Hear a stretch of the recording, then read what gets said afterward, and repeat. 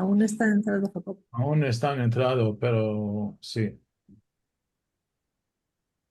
Luis, esperamos un minuto, 2 minutos más. No hay ningún problema cuando vosotros queráis. Lo que sí que, lo único que os pido el favor de que solamente tengo una hora. ¿Eh? Y Genial. ahora Entonces vamos a empezar. Entonces empieza nos, ya. nos va a sobrar el tiempo, ¿eh? Tranquilos, que lo vamos a, hoy vamos a pasar bien. Y lo que pasa es que a las 9 he quedado con la doctora Popel y pues ando así. Eres un gran imán, ¿eh? La gente Pero está bueno, entrando aquí el grupo. Genial. vamos a ver. Yo voy a intentar hacer un poco una exposición simple, sencilla, con muy pocas diapositivas, porque me imagino que habrá gente que querrá comentar algo, querrá hacer alguna pregunta, y para que todo quede claro, pues voy a intentar ser breve y, y que sea algo práctico. Porque también es verdad que, aunque es lo que llamamos un derecho de frontera, en eso de que no es un derecho que se estudie todos los días o de que haya especialistas de esto todos los días, pero tampoco hay mucho que estudiar.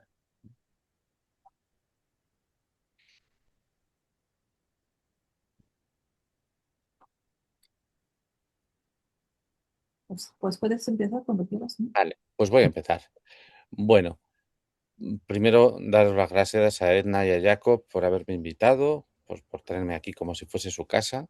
Yo encantadísimo. Sí que es verdad que me tengo que disculpar porque creo que hace 2 semanas estaba esto programado, pero se me sumaron unos cólicos con otros cólicos. Primero empezó con los renales, luego la vesícula. Y luego, son cosas de la edad, ya os tocará, ya sabréis lo que es llegar a esta edad con este cuerpo. Y os pido disculpas porque fue imposible. Ha sido una semana de salud muy mala. En cuanto al tema de hoy, pues me imagino que si conocéis a Jaco, que también habla mucho de esto, pues ya sabéis un poco de qué vamos a hablar, pero muchas veces tenemos que recordar a jueces y a fiscales que las estadísticas oficiales de la Unión Europea hablan de alrededor de 170.000 muertos al año por negligencias médicas o, como solemos decirlo en plan fino, errores médicos evitables. Si hacemos una regla de tres y extrapolamos las cifras y hacemos adaptaciones en cuanto a los sistemas sanitarios, que no son los mismos en toda Europa, podemos estar hablando de una media aproximada de 20.000 muertes en España por errores médicos evitables. ¿Vale? Esta es la realidad un poco escondida que tenemos, ¿no? A estos muertos por errores médicos evitables, que llamamos, o transgresiones de la seguridad del paciente, tenemos que añadirle todas aquellas circunstancias lesivas de los pacientes que ocurren cada día. Se habla muchas veces de los internamientos psiquiátricos, de los tratamientos involuntarios, a veces se dice por orden judicial, es decir, hay una cohorte de circunstancias que lesionan los derechos de los pacientes y, por ejemplo, a veces me gusta decir, bueno, ¿cuántas personas creéis que en España se internan involuntariamente al año por cuestiones psiquiátricas? Para hacernos una idea un poco de la dimensión, ¿no? ¿Alguien se atrevería a dar una cifra de cuánta gente es privada de libertad en un año o incluso cada día? Si alguien se atreve a decir cada día una cifra, también me entusiasma. ¿Se atreve alguien? ¿No se atreve nadie? Lo digo yo. Bueno, a lo largo del año hay 72.000. Vale. No te oigo, Edna. Que en el chat han puesto ni idea, ni idea. Ah, vale, vale. Pues voy a Vale. poner en el chat y así yo también lo veo. Eh, el- la cifra anual de internamientos psiquiátricos, es decir, personas a las que se les priva de la libertad, de absolutamente toda la libertad y todos los derechos, son 72.000 al año. 72.000 personas están internadas en un hospital cada año y en ese hospital se les priva de toda libertad, incluso la de elegir el tratamiento o el médico. Eso, para que os hagáis una idea, son 210 al día. Hace 3, 4, 5 años, yo esto lo contaba, me acuerdo en el Congreso de Derecho Sanitario del 2018, yo contaba eso y hacía un cálculo y la gente se sorprendía mucho, pero es que son datos del Consejo General del Poder Judicial, es decir, no es un cálculo aleatorio. Pero yo recuerdo que en 2018, cuando yo conté esto por primera vez en un congreso de derecho, eran 180 al día. A lo largo de los años, para comprobar, ¿no? Pues digo, a lo mejor me he equivocado. Voy a volver a sacar las estadísticas. Me sorprendí porque sí, me había equivocado. No eran 180 al día, eran 210 al día. Esas son las cifras que manejamos. Incapacitaciones al año, estamos hablando entre 30 y 35.000 incapacitaciones por prescripción médica, gente a la que se le van a privar de derechos porque no se encuentran bien en condiciones. Esterilizaciones de incapaces, estamos hablando de unas 100, 110 al año, legalizadas. Otra cosa son las no legalizadas. Y aborto coactivo, pues no sabemos, no podríamos poner una cifra, pero hay mujeres a las que en España y en otros países se las obliga a abortar. Este es un poco, y no por dejarlo así un poco feo el panorama, pero esta es la realidad, ¿no?, de los derechos de los pacientes. E incluso, creo que le comentaba antes a Jacob, ayer estábamos en un juicio en Gerona. Yo no asistía como abogado, sino como perito sanitario, y nos costaba hacerle entender al juez que por encima de lo que quiera un médico, los pacientes tienen sus derechos a decidir, a elegir, a cambiar, a participar en la toma de decisiones. Pues no creáis, pero nos costó trabajo. Nos costó trabajo, y nos cuesta trabajo siempre explicarle a un juez o a un fiscal los derechos de los pacientes, ¿no? Entonces, de eso un poco vamos a hablar, de este tema, y de cómo evitarlo, y de cómo prevenirlo, y qué apoyos podemos tener. Porque, bueno, como es un problema que es escondido, ¿no? Es un problema que está escondido, pues conviene prevenir, ¿no? Conviene prevenir. Voy a poneros una presentación muy sencilla, muy simple, ¿vale? Para que veamos un poco de lo que vamos a hablar. Si no se ve, Edna, me dices y hago lo que... Pero Podemos yo... ver, un se ve, problema. ¿verdad? Entonces, bueno, pues vamos a empezar con los derechos de los pacientes. Ya sabemos que decir que mm, quizás lo primero que tenemos que hacer es definir qué es un derecho. No sé si alguien se atrevería a definir lo que es un derecho, porque yo siempre en estas charlas suelo explicar que el principal enemigo de los pacientes son las palabras, ¿no? Y cuando no sabemos definir de qué hablamos o los conceptos, pues entonces es cuando estamos en peligro.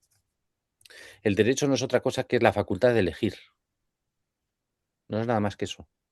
Un derecho es la facultad de elegir. Por ejemplo, el derecho a la educación. El derecho a la educación consiste en la facultad de elegir qué quieres aprender y cómo quieres aprender. El derecho a una vivienda implica, más allá de otros conceptos políticos, implica el que tú puedas elegir dónde vivir y cómo vivir. Todos los derechos implican una disponibilidad a disfrutar o a no disfrutar o en la forma de disfrutar de determinados bienes o determinadas propiedades, ¿no? Y entonces lo que vamos a hablar es de los derechos de los pacientes. Todo se define al final en un concepto jurídico que es el derecho, ¿no? El derecho de los pacientes, pues ¿qué es el derecho? Pues Ulpiano y Justiniano resumían el derecho en tres puntos básicos. El tria iuris precepta, los tres principios del derecho son vivir honestamente, no hacer daño a nadie y dar a cada uno lo suyo. Simplemente eso. Eso es lo que es el derecho. Y cuando hablamos de los derechos de los pacientes, implica precisamente esto, unas relaciones honestas, unas relaciones que no hagan daño, ¿eh? Y que cada uno haga y tenga lo que merece tener. Aquí es como se resume todo esto. Es decir, que ¿hasta dónde llega el derecho del paciente? Pues hasta el punto en que no podemos obligar a un médico a que haga lo que nosotros queremos que haga, a mantener esa libertad, ¿no? Esa es un poco la esencia. Entonces vamos a ir un poco, poco a poco, qué catálogo de derechos tienen los pacientes. Luego voy a parar un poquito por si queréis hacer alguna pregunta. Vamos a hablar un poco de qué catálogo es el que las leyes, en su conjunto, reconocen a los pacientes. El primer derecho es el de la información clínica. Es decir, tenemos derecho a que no se nos oculte información sobre nosotros mismos. Nuestra información personal, que no se nos oculte datos sobre el proceso o sobre la patología que nos han diagnosticado. Y que no se nos oculte tampoco los derechos, porque a veces no nos dicen que tenemos derecho. Muchas veces los médicos, los sanitarios o los terapeutas no nos dicen que tenemos derecho a revocar un consentimiento, o que tenemos derecho a una segunda opinión, o que tenemos derecho a cambiar de centro sanitario, etcétera, etcétera, ¿no? Entonces, el principal derecho que tienen los pacientes es el de la información.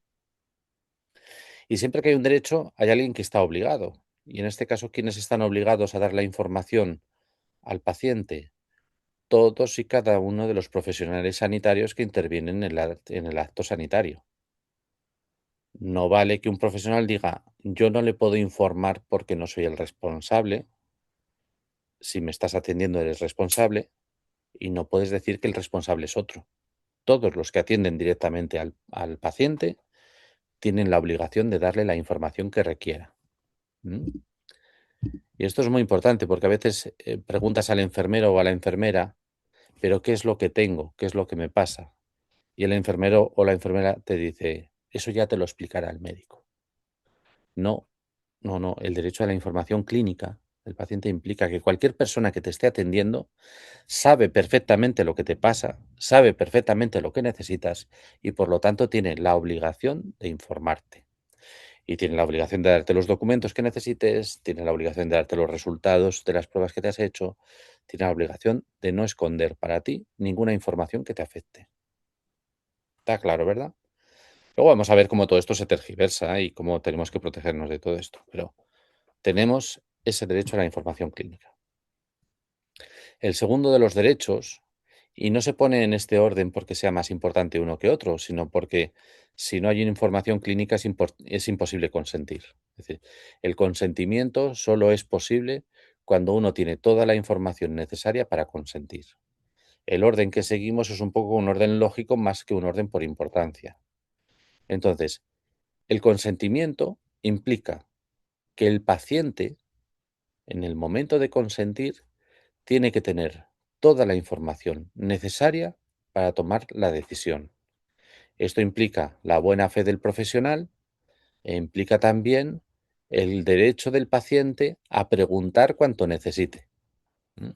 Cuando el paciente no tiene derecho a preguntar o a resolver sus dudas, el consentimiento no es válido.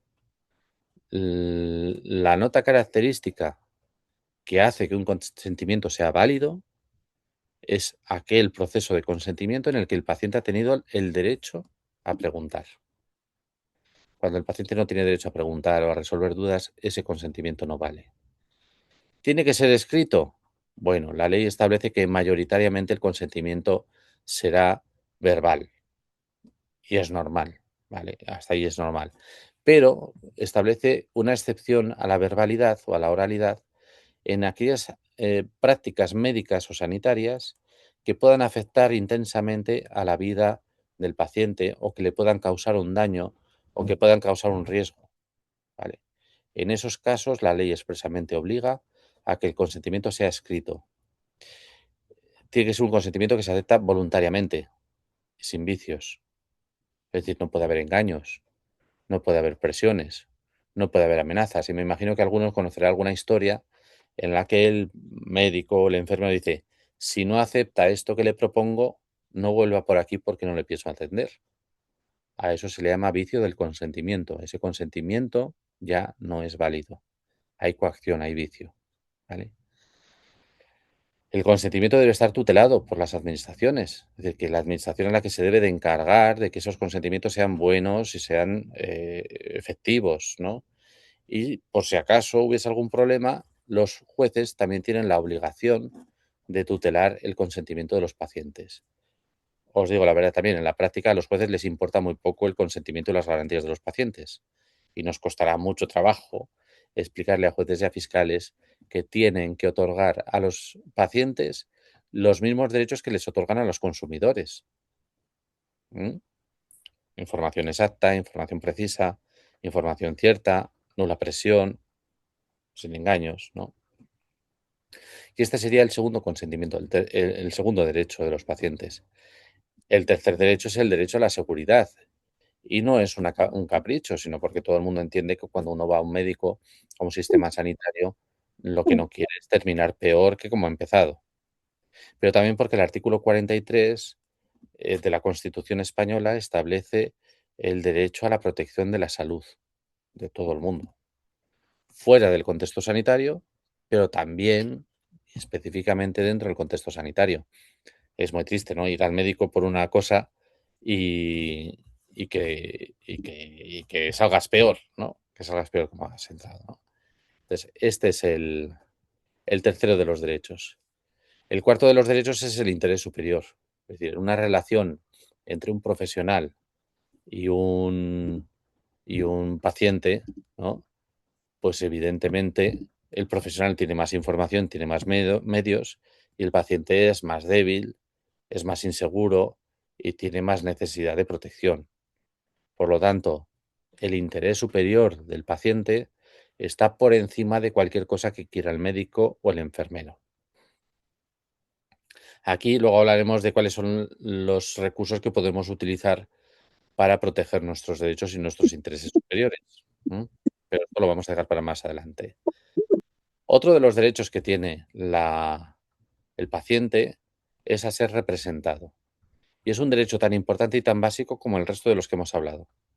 ¿En qué consiste el ser representado? Pues, por ejemplo, yo no me encuentro de humor para que me digan que tengo un cáncer, no quiero que me digan que tengo un cáncer, o estoy en coma, me he caído de una escalera y me he dado un golpe en la cabeza y no puedo reaccionar, ¿vale?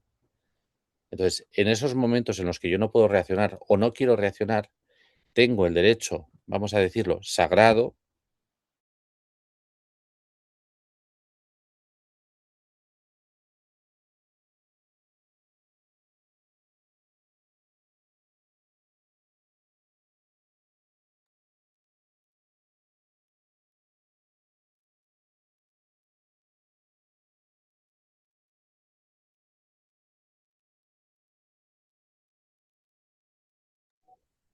Luis, ¿está bien? Luis, parece que algo pasó con la tormenta. Sí, se ha congelado la imagen. Sí.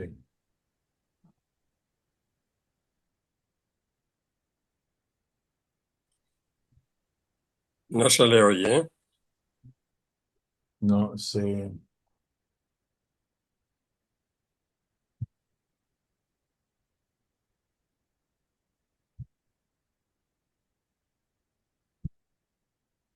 Joana, estás abriendo siempre el micrófono. Ah, perdón, no sabía nada. Vale, lo cierro.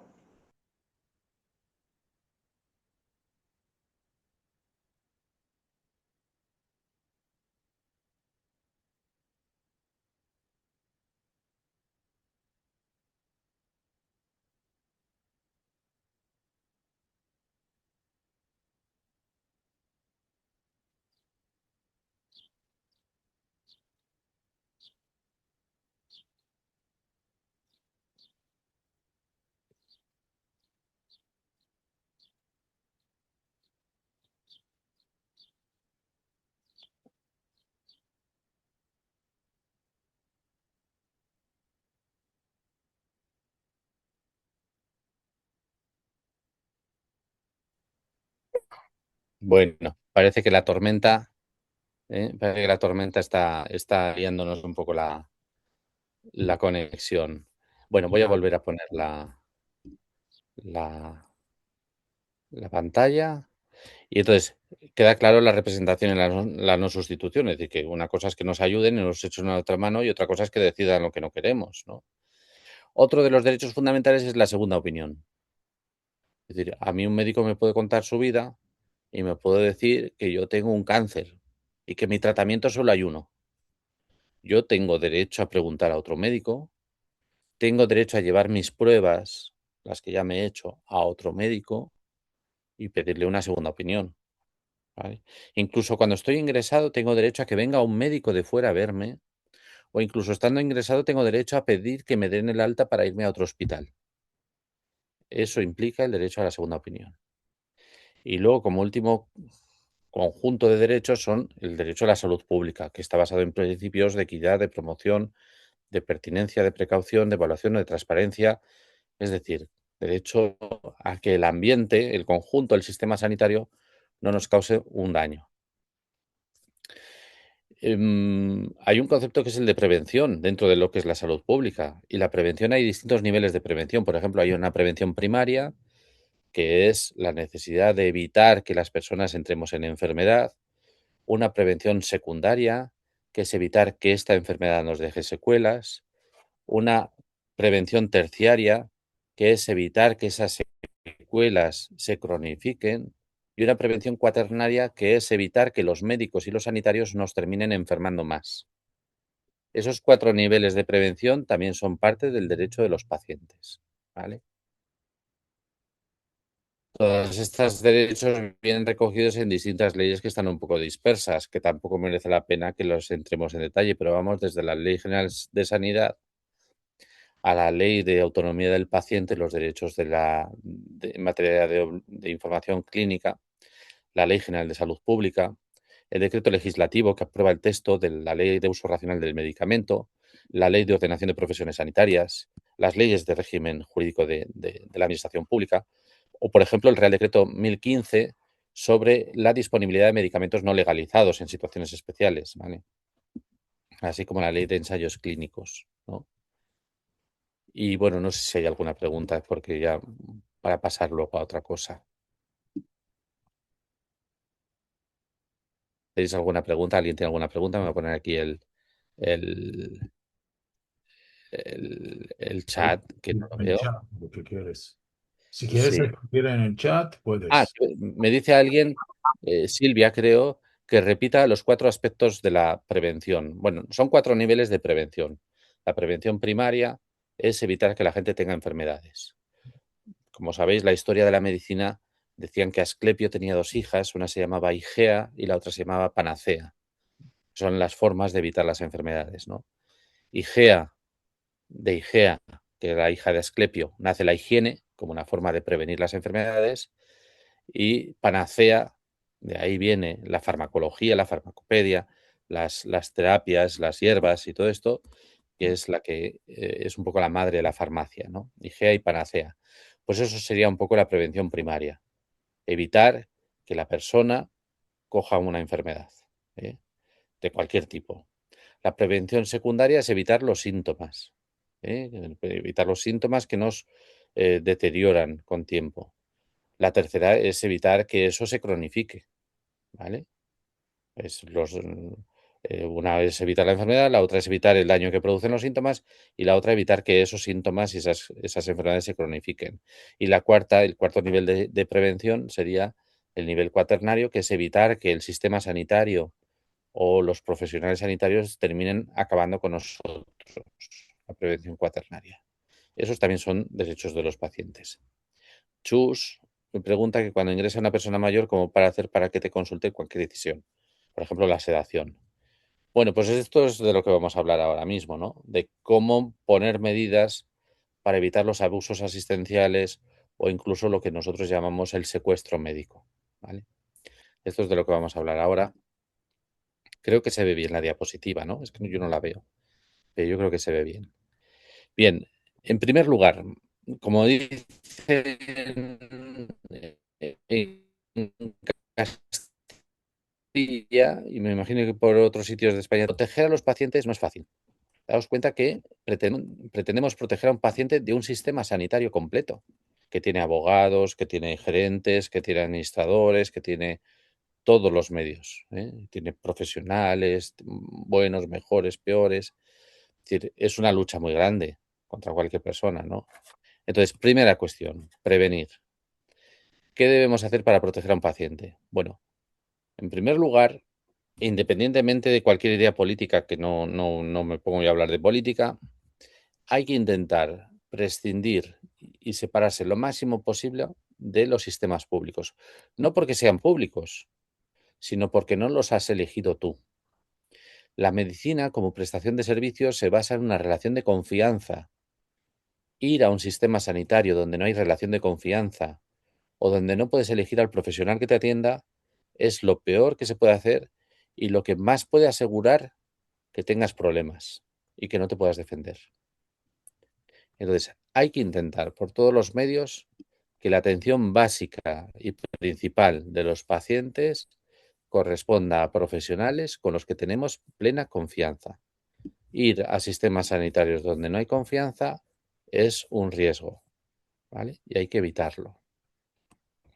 Segunda cuestión, hay que pensar siempre que para proteger a una persona no puede ser obligatorio. Es decir, yo no puedo obligar a una persona que se deje proteger por mí, ni siquiera cuando es mi madre o mi padre.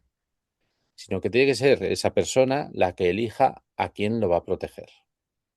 Eso es muy importante porque por las malas no podemos ayudar a la gente. Entonces hay que convencer a los familiares de que es bueno contar con un representante, ¿vale? Que elijan, ¿vale? Eso es importante, que elijan a alguien que les quiere representar, que les quiere ayudar, que en un momento dado, ante una negligencia o una decisión médica importante, que les pueda ayudar, ¿vale? Ahí también es importante que todo el mundo tenga su inventario de preferencias, ¿no? Y que lo comente con los demás. Por ejemplo, pues a mí me gustaría que no me entierren, que me incineren, o me gustaría morir en casa, o me gustaría que se respete mi dieta vegana en el hospital, o me gustaría em, que no se utilice anestesia general, por ejemplo, que no me seden, que no me duerman, o me gustaría que nadie se plantee la eutanasia. Eso es importantísimo, hacer un inventario de cuáles son las preferencias de cada uno. Y si tenemos a un familiar muy enfermo, pues lo mejor sería poderse sentar con él a hablar tranquilamente. Oye, cuando te pase algo, ¿quieres que te acompañe yo al médico? ¿Quieres que te eche una mano en las decisiones? ¿Qué te gustaría? ¿Te gustaría venir a casa cuanto antes? ¿Preferirías quedarte en el hospital? ¿Te gustaría morir en el hospital o te gustaría morir en casa? Es decir, todas esas preferencias hay que tenerlas bien claras, porque difícilmente vamos a ayudar a una persona con ética si no sabemos lo que necesita o lo que quiere. Y luego hay una serie de instrumentos administrativos o instrumentos notariales para protegernos. Si tenemos una madre o un padre que quiere que lo ayudemos, que lo acompañemos, que lo protejamos en un entorno clínico, lo mejor es que eso conste en algún documento, un documento oficial. Porque si no, los médicos tienen la costumbre de no hacer caso a lo que les contamos, ni siquiera a lo que les cuentan los pacientes, ¿no? Eligen el camino más fácil para ellos, ¿no? Para evitar eso hay instrumentos. Por ejemplo, instrumentos administrativos, todas las comunidades autónomas tienen un registro de voluntades anticipadas, tiene un registro de instrucciones previas. Cada comunidad autónoma lo llama de una manera, pero es un documento en el que un paciente decide dos cosas. Uno, nombra a un representante en caso de necesidad y dos, dice bajo qué condiciones quiere ser atendido. Y eso es un formulario muy sencillo, que en cada comunidad autónoma, en los centros de salud y en los hospitales uno rellena, queda registrado oficialmente y en principio los médicos y los sanitarios tienen la obligación de leerlo y de obedecerlo. Si hemos puesto en un testamento vital que mi madre es mi representante y que yo quiero morir en casa, esos criterios deben ser obedecidos por los profesionales sanitarios, ¿vale? Y cualquier otra instrucción que demos es de obligado cumplimiento. Y todo esto es gratis y se hace en cualquier centro de salud, o en la gerencia de salud, o en el hospital donde nos toque ir. Es más, no solamente es que se pueda hacer, es que yo entiendo que la obligación de la administración es que cuando uno va al hospital a ingresar, pues que se le tome nota de este tipo de cosas. ¿Quién quiere que sea su representante? Si pasa algo, ¿a quién llamamos? ¿Quién puede tomar decisiones por usted? ¿Qué decisiones graves o serias quiere que tomen? Todo eso, ¿no? Ese sería uno de los instrumentos de protección.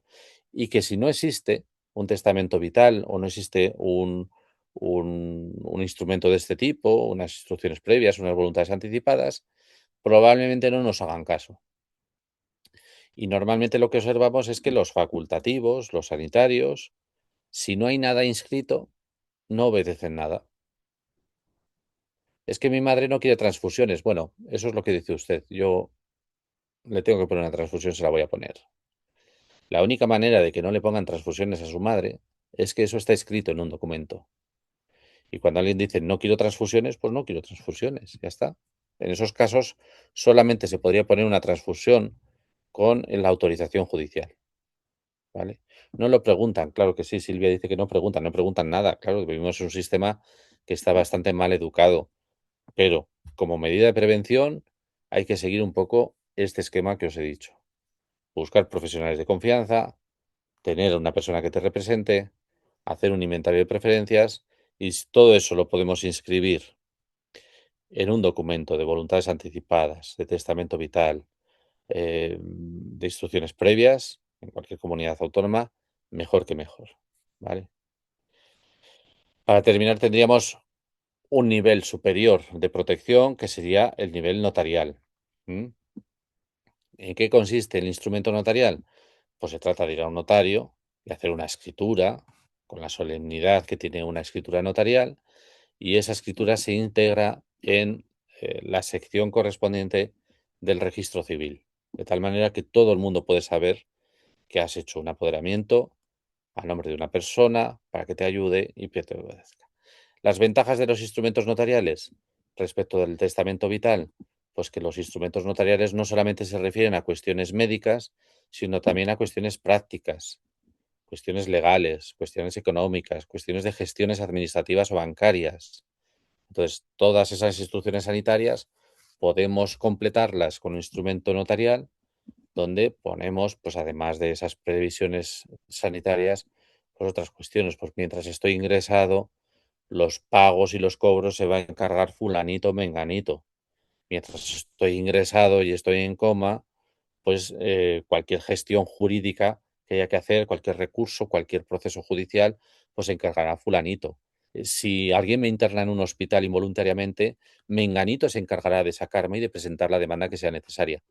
Eso sería un instrumento notarial, ¿no? Hay distintas formas, ¿eh? Por ejemplo, el de la autodelación de tutela, que es designar a un tutor en el caso de que yo me venga con una incapacidad. Pues, por ejemplo, yo puedo hacer una escritura ante un notario diciendo, si algún día me caigo de una escalera, cuando estoy pintando la casa, me caigo de una escalera y quedo inconsciente, mi tutor, que me va a sustituir en todas las decisiones que sean necesarias mientras esté inconsciente, va a ser mi mujer o mi hija o mi hijo, ¿vale? Y eso ya queda escrito, ya es un poder notarial, ¿vale? Pero solo si me quedo inconsciente. Cuando yo recupere la conciencia, yo ya no tengo ningún tutor, yo ya hago todo lo que quiera, ¿vale? Eso sería una autodelación de tutela. Otro sería un apoderamiento preventivo. Es decir, cuando yo esté inconsciente y no tenga capacidad para tomar mis decisiones, porque me están operando, porque estoy anestesiado, por lo que sea, yo puedo designar en esos momentos fulanito o fulanita, pues se va a encargar del cuidado de la casa, el cuidado del perro, ir al banco, cobrar la pensión, pagar los recibos, etcétera, etcétera. Es decir, el instrumento notarial sería mucho más amplio en poderes, en facultades, que un instrumento administrativo de instrucciones previas, ¿no? Y esto, aunque os parezca mentira, y aunque parezca complicado, no lo es, no es complicado, pero aunque os parezca mentira, esto le puede salvar la vida a una persona. Hemos visto en la pandemia cómo cogían a los pacientes, los metían en el hospital, los metían en la habitación, los aislaban y ya la familia no podía verlos. Bueno, pues la única manera que hubo y que pueda haber para evitar eso es un instrumento notarial o un instrumento administrativo. Si el paciente dice en cualquiera de estos instrumentos que quiere que se garanticen las visitas de fulanito y de menganito, el hospital tendrá que garantizar las visitas de fulanito y de menganito durante toda la estancia en el hospital, tenga COVID, tenga sarna o tenga lo que tenga. Entonces, daos cuenta que este tipo de instrumentos son los únicos que pueden garantizar la seguridad del paciente. Y son los instrumentos mediante los cuales, aunque estés anestesiado o en coma o, como le queramos llamar, desconectado de la realidad, habrá una persona que tendrá derecho a ver tu historia clínica, decidir por ti, tomar las decisiones clínicas, decidir qué es lo que comes, qué es lo que no comes, dónde estás o dónde no estás. Esto es lo más importante, ¿vale? Estos son los instrumentos que tenemos a disposición para poder proteger a un paciente. Pero si el paciente, que es vuestra madre, vuestro padre, vuestro hijo, vuestra hija, no hace una escritura de este tipo, difícilmente lo vamos a poder proteger. ¿Qué tiene que ver esto con los errores médicos? Pues que los errores médicos, la mayor parte de las veces, las negligencias médicas, ocurren en un contexto donde los médicos toman las decisiones y no hay nadie que lo supervise, donde los médicos obtienen los resultados y no hay nadie que los compruebe, donde se abusa del paciente porque no tiene capacidad para mirar las hojas o los informes o lo que sea. Entonces, hay una parte muy importante de prevención de los errores médicos y de las negligencias que están en los profesionales, pero hay otra parte muy importante que está en nosotros, que es garantizarnos nuestra seguridad designando a una persona responsable. No sé si hay alguna pregunta los instrumentos administrativos se hacen en las consejerías de sanidad o en los centros de salud o los hospitales, y los instrumentos notariales se hacen en las oficinas de notarios. Un truco es que hay una fundación de notarios en España que se llama Aequitas. La fundación Aequitas es de notarios que son especialistas en materia de capacidad de las personas. Entonces, estos conceptos los tienen muy claros y redactan unos apoderamientos muy buenos. Si tenéis alguna duda para localizar a un notario que pueda redactar unas instrucciones previas o un apoderamiento preventivo, pues buscáis la Fundación Aequitas del Notariado y ahí encontraréis todos los notarios que son especialistas en cuestiones de capacidad. Todos los instrumentos administrativos y notariales se pueden modificar en cualquier momento. Se pueden revocar, modificar, alterar, siempre que se quiera. Hay que volver a hacer la gestión, es decir, si es un instrumento notarial hay que volver a ir al notario, y si es un instrumento administrativo, pues hay que volver a la administración y decir, mira, que es que he cambiado de opinión, revoco esto y cambio por esto otro. Es muy sencillo y es gratis, ¿vale? Esto es un poco la cuestión. Y todo esto, pues en relación a esa prevención, que como decíamos antes, lo más importante es prevenir antes que llorar, ¿vale? No esperar a que las cosas se tuerzan mucho. Y antes de llevar a un padre o una madre a un hospital, o antes de que entren en una demencia, pues intentad por todos los medios superar esa situación de riesgo para él haciendo unas instrucciones previas, unas voluntades anticipadas, ¿vale? Y ya, si no tenéis más preguntas, yo voy a empezar ya con lo que son las lesiones y cómo empezar y cómo hacer las cosas cuando hay una negligencia, ¿vale? No sé si queréis escribir algo. Bien, en los menores sí que es verdad que los servicios sociales amenazan y a veces abusan de sus derechos o de sus facultades más que de derechos, y que si los padres se niegan a un tratamiento, pues pueden entrar en conflicto con los servicios sociales. La verdad es que es difícil protegerse de los servicios sociales, ¿vale? Pero tanto si los niños son pequeños como si son ya un poco más mayorcitos, lo que necesita un niño es una familia que lo rodee, una familia que lo proteja. La soledad es el punto más vulnerable de los niños. Entonces, cuando son niños que viven en una familia desestructurada o una familia que se ha divorciado, la protección ahí es imposible. Cuando son niños que viven en una familia donde los miembros de la familia son el padre y la madre, la protección es muy difícil. Pero cuando esos niños tienen madre, padre, tíos, tías, abuelos, abuelas, y hay una familia que está cohesionada, la protección es fácil. Los servicios sociales no se suelen llevar a niños de familias que están cohesionadas. Es la única forma, es decir, no hay otra forma. Porque, como suele pasar en los depredadores solo atacan a aquellos animales que están sueltos, a aquellos que no están dentro de la manada. Pero dentro de la manada los lobos no entran. Suelen buscar a la gente más vulnerable. En los servicios sociales pasa un poco lo mismo, que con los depredadores buscan a aquellas personas que son muy vulnerables y que están muy aisladas. Y la única protección de los niños con respecto a los servicios sociales no son instrumentos jurídicos, sino instrumentos sociales. Es decir, una familia potente, cohesionada. Antes lo decía con una cliente, ¿no? Una paciente que me decía, ¿qué puedo hacer para que no abusen de mí en un hospital, ¿no? Pues respecto a los internamientos involuntarios, esto es una cosa que vemos todos los días. Internan a la fuerza a un paciente que tiene una enfermedad mental cuando está solo. Pero cualquier persona que tenga 10 amigos en la puerta del hospital pidiendo cinta al gerente para sacar a un amigo que está dentro en psiquiatría, lo sacan. El que se queda internado en psiquiatría es el que no tiene 10 amigos en la puerta del hospital. Con los niños pasa lo mismo. Si no hay 10 familiares de un niño que vayan a hablar con el gerente, el niño, los servicios sociales se lo llevan. ¿Vale? Entonces, yo os cuento esto porque es más importante prevenir que llorar, ¿no? Y ahora vamos a la otra cuestión, ¿no? ¿Qué pasa? ¿Qué hacemos cuando ya tenemos una lesión, una negligencia o nos han causado un perjuicio? ¿Vale? Bueno, Antes de nada, también aquí merece la pena prevenir antes que curar. Y muchas de las conversaciones que tenemos con los médicos o con los funcionarios de un hospital se los lleva al aire. Y eso es muy importante. En una situación de riesgo, de peligro, las conversaciones las tenemos que grabar. Es nuestro derecho grabar.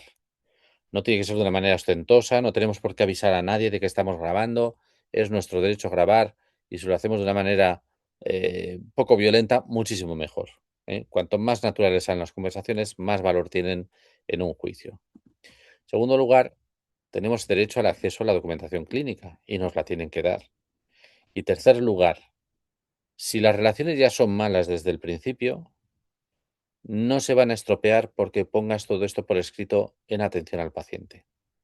Entonces, muy importante ir a la atención al paciente, poner la reclamación que queramos. Mire, no me dan el informe médico, no me dan el alta, no me dan esto. Y se pone por escrito, porque todo lo que hablemos y no quede grabado o no quede registrado en atención al paciente se pierde, se lo lleva al aire. Luego iremos a un juez, a un fiscal, a donde queramos y no podremos probar nada.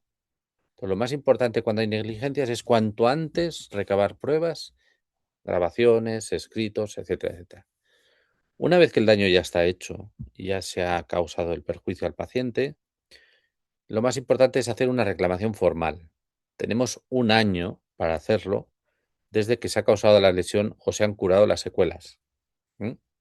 O ya es irrecuperable, es decir, las secuelas ya no se van a recuperar, pues con el alta clínica tenemos un año para presentar la reclamación. Es una reclamación muy sencilla, es un escrito a la gerencia del hospital o a la gerencia del servicio sanitario, donde ponemos cuáles son los hechos, qué relación tienen los hechos con la asistencia sanitaria, quién es el responsable, en cuánto calculamos que vale el daño que se nos ha causado y lo que queremos, que se nos indemnice o que se nos dé rehabilitación o que se nos dé algo. Solamente hay un año para hacer eso. Y cuantos más documentos tengamos y más pruebas tengamos, más fácil es gestionar eso. Una vez que presentamos la reclamación, la Administración tendrá 6 meses para contestarnos. A veces la Administración no funciona muy bien y tarda más de 6 meses. Cuando ya nos cansamos, hemos puesto la reclamación y no nos contestan, podemos obligarlos a que nos contesten. ¿Cómo se obliga a que conteste la Administración? Pues con una cosa que llamamos solicitud de certificación de actos presuntos. Es un nombre raro, pero se llama así. Solicitamos al hospital al que reclamamos que certifique que no nos quiere contestar, que se le ha pasado el plazo y que no vamos a obtener una respuesta. A eso le llamamos solicitud de certificación de actos presuntos. Tienen 15 días para hacerlos, pero simplemente con nuestra solicitud de certificación de actos presuntos ya podemos ir a un juzgado a demandar a la Administración sanitaria. Una vez que tengamos eso, lo único que tenemos que ir es a buscar a un abogado para que nos presente esa demanda, porque desgraciadamente en España, en este país, no se permite a los ciudadanos su propio nombre. Siempre se les obliga a tener un abogado o incluso, si son reclamaciones importantes o por la vía civil, a tener un procurador. Os puedo contar en cuanto a las negligencias médicas. No hay que conformarse, pero también hay que prevenir y hay que cargarse de pruebas. ¿Vale? Dice Silvia que si se puede grabar, siempre podéis grabar todo. Podéis grabar a cualquier persona siempre y cuando sea algo que os afecta directamente y que lo necesitáis como prueba. El derecho de prueba en la Constitución española es un derecho fundamental. Cuando el artículo 24 dice que tenemos derecho a aportar las pruebas que sean necesarias en un proceso judicial, implica el derecho a grabar, siempre que no nos afecte a nosotros directamente. Si es grabar a otra persona en otro contexto o para otras cosas, no, pero todo lo que sea útil para probar unos hechos, claro, por supuesto que tenemos derecho a grabarlo siempre. Eso no tiene que tener ningún problema. ¿Qué tal estamos? ¿Hay alguna pregunta, alguna cuestión que queráis plantear? Es un mundo apasionante el de las negligencias médicas.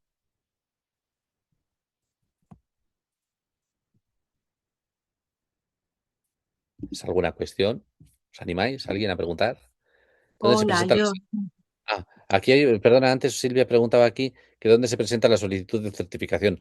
Pues se ha presentado la reclamación en la Gerencia de Salud de Soria, por ejemplo, pues la solicitud de certificación se presenta en la Gerencia de Salud de Soria, que es el que te tiene que contestar y no te contesta. Delia, dime. En caso de caer tendido en la calle, que te llevan al hospital, Sí, por ejemplo.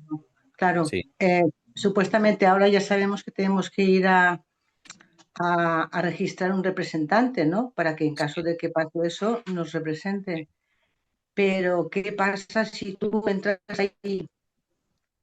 ahí porque entras sin conocimiento, o sea, has perdido, claro. Por eso no decía que eres es capaz de... importante, claro, por eso les decía que es muy importante hacerlo antes de que pase algo malo, antes de que te tengan que ingresar. Pero también es cierto que cuando te caes en la calle y te llevan a un hospital, el- los primeros funcionarios o profesionales que atienden a una persona que está en el hospital, que acaba de llegar de una urgencia, es el personal de admisión. Y al personal de admisión, Mm, ese que nos va a dar la cama, que nos va a alojar, que nos va a hacer las gestiones de ingreso, a ese personal de admisión les puedes decir, necesito que venga ahora mismo el trabajador social a verme a la habitación, porque necesito designar un representante y necesito que me entiendan lo que quiero yo aquí, ¿vale? Entonces, en principio, el trabajador social o el responsable de admisión del hospital puede y debe hacer esa gestión urgente. Digo, antes de que me ponga peor o me metan en el quirófano, quiero designar a fulanito como mi representante bajo estos criterios y estas preferencias, ¿vale? Entonces, eso siempre se puede hacer. Incluso cuando uno está en la UCI y acaba de despertar, puede decir, oiga, por favor, mm, enfermero o médico, avise al trabajador social que quiero que suba para hablar con él y quiero que mm. quede constancia de unas instrucciones que yo le voy a dar. En principio eso siempre es posible, pero es mejor evitar ese problema haciendo todo ese trabajo antes y con tiempo. Porque en el momento que uno Claro, ingresa en una ambulancia y el médico o el enfermero ve que ha dictado instrucciones previas, pues ya no hay nada más que hacer, ya están escritas. ya, vale. No, ya digo, tatuarse, no me lleven al hospital. Uy. Bueno, tatuarse no sirve de mucho tatuarse porque tampoco uno se puede tatuar medio libro, ¿sabes? Entonces, es, yo creo que en la cartera también se puede llevar una tarjetita, si uno quiere, y decir, mira, que quiero que me ayude cualquier persona en una situación de crisis, que venga fulanito, menganito.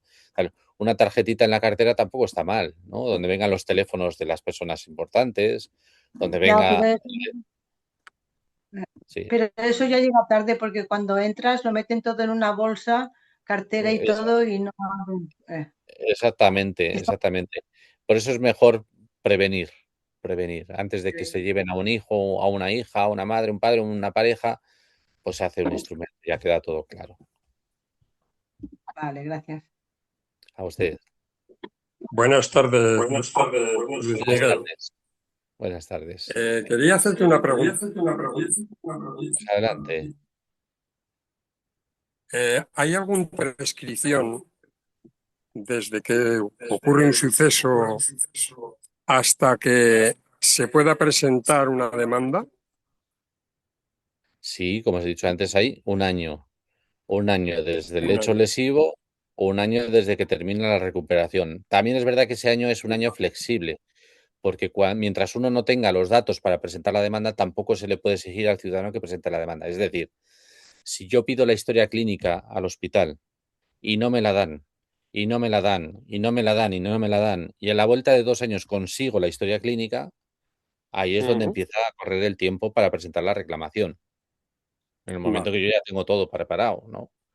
Entonces, hay que entender que es un año de plazo aproximadamente desde el hecho o desde la curación, pero también ese plazo de un año se puede extender si uno ha intentado reclamar la historia, ¿eh? No presentar la reclamación contra el hospital, pero sí, oiga, mire, me acaban de cortar una pierna, quiero la historia completa, todo lo que ha pasado, todo lo que ha ocurrido, todo lo que han escrito, y una vez que tenga la historia yo ya empiezo a reclamar.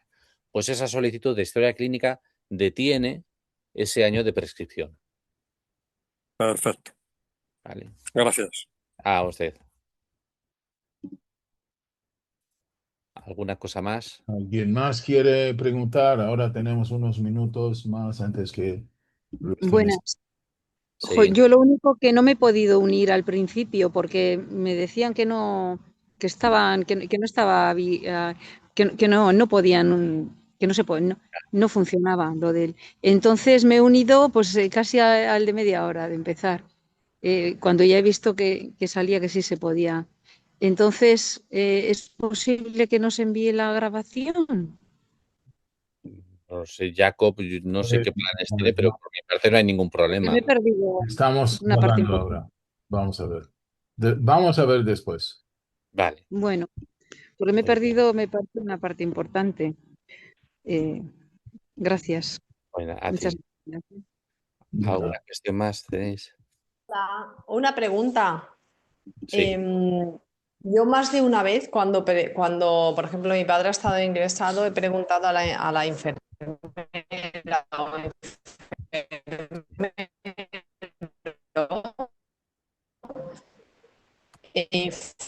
información y no me la da. Ya. No, lo digo porque no habías dicho que tenía la obligación de darme la información.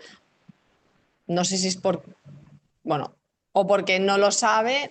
Es que no sé hasta qué punto no saben, no pueden darlo, no quieren darlo, no sé. No, a ver, la información te la tienen que dar, pero sí que es verdad que como son un poco cucos a veces, pues no dan la información pues porque no saben si tú representas a tu padre o puede entrar en conflicto con otra persona de la familia.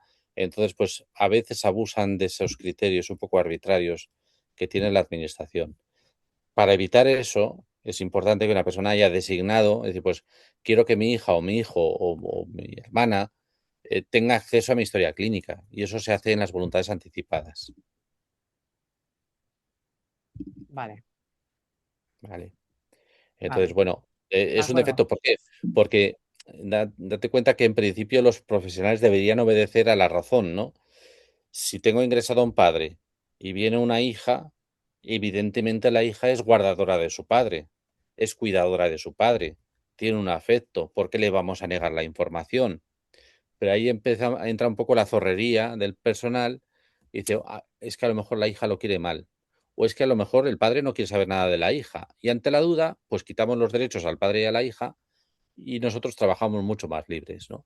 Eso es un poco lo que suele pasar. Como ese pensamiento un poco torticero de los profesionales sanitarios no lo podemos evitar, pues es mejor prevenirlo y dejar todo esto bien escrito y pues que no haya ninguna duda, es de que sepan de antemano que tú tienes derecho a, acceder a la documentación de tu padre. ¿Vale? No deberían Incluso poner. preguntar por el tema medicación, porque ahí me encuentro que a veces no les gusta. Que a lo mejor que pregunte qué medicación le están dando, o, bueno, como que a lo mejor me entrometa en eso, en el tema medicación, si le, ¿sabes? No sé hasta qué. Es un poco el mismo problema, ¿no? Es el mismo problema. Ante la duda, pues no decimos nada, secuestramos al paciente, ignoramos a la familia y y no hacemos nada. O sea, aquí hacemos la puñeta, ¿no? ¿Vale? Entonces, eso es un poco el problema. Para evitar ese problema, pues si tu padre, por ejemplo, ha dejado ya en instrucción las voluntades anticipadas, un documento de estos que hemos hablado, y ya está en el hospital inscrito, pues ya no hay ninguna duda de que tú puedes no solamente acceder a la documentación, sino cuestionar los tratamientos o incluso negarte a determinados tratamientos. Pero mientras no haya una instrucción, algo escrito, algo oficial, eh, pues difícil, lo vas a tener muy difícil, Luis, tenemos desgraciadamente. ¿no? Eso También. no pasa, por ejemplo, cuando, o lo que os decía, la relación de confianza. Si tuvieses un médico de confianza que está en el hospital cuando estáis ingresados, ese médico y el personal sanitario no os negaría ningún derecho, porque hay una confianza. El problema viene que estamos utilizando un sistema sanitario en el que la relación de confianza ya no existe, porque el médico no te conoce, el ayudante no te conoce, el personal de enfermería no sabe quiénes sois, no sabe dónde vivís, no saben nada. El problema de los sistemas burocráticos de sanidad, estos sistemas públicos gratuitos y generales, es que la relación necesaria de confianza entre sanitarios y personas ha desaparecido. Entonces, esa desconfianza que nace de los sistemas burocráticos, pues hace que las relaciones sean muy complicadas. Para evitar eso, apoderamientos e instrumentos de instrucciones previas. Luis, tenemos aquí también a Lina que está esperando. Bien, Lina, bien. ¿puedes abrir tu micrófono? Muy bien. Muy buena, Hola, Lina. Luis.